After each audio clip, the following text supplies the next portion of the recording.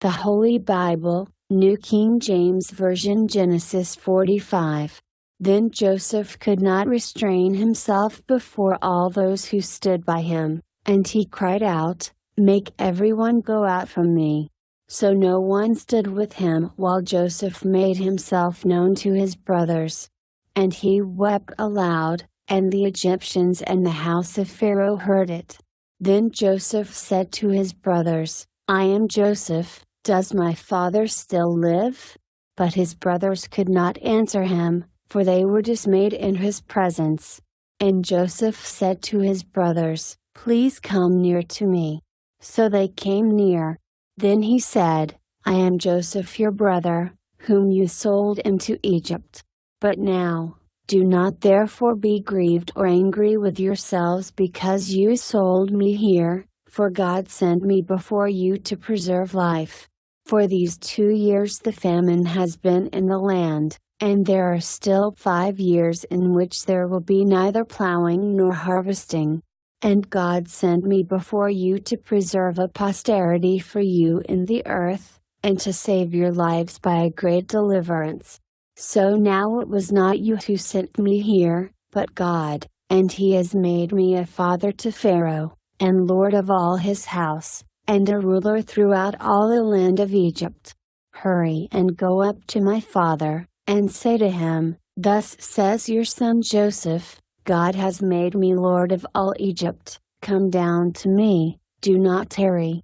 You shall dwell in the land of Goshen, and you shall be near to me, you and your children, your children's children, your flocks and your herds, and all that you have. There I will provide for you, lest you and your household, and all that you have, come to poverty, for there are still 5 years of famine. And behold, your eyes and the eyes of my brother Benjamin see that it is my mouth that speaks to you. So you shall tell my father of all my glory in Egypt, and of all that you have seen, and you shall hurry and bring my father down here." Then he fell on his brother Benjamin's neck and wept, and Benjamin wept on his neck. Moreover he kissed all his brothers and wept over them, and after that his brothers talked with him.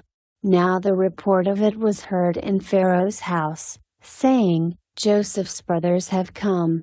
So it pleased Pharaoh and his servants well.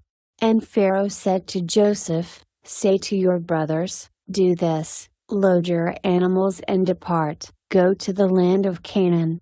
Bring your father and your households and come to me, I will give you the best of the land of Egypt, and you will eat the fat of the land. Now you are commanded do this, take carts out of the land of Egypt for your little ones and your wives, bring your father and come. Also do not be concerned about your goods, for the best of all the land of Egypt is yours." Then the sons of Israel did so, and Joseph gave them carts, according to the command of Pharaoh, and he gave them provisions for the journey.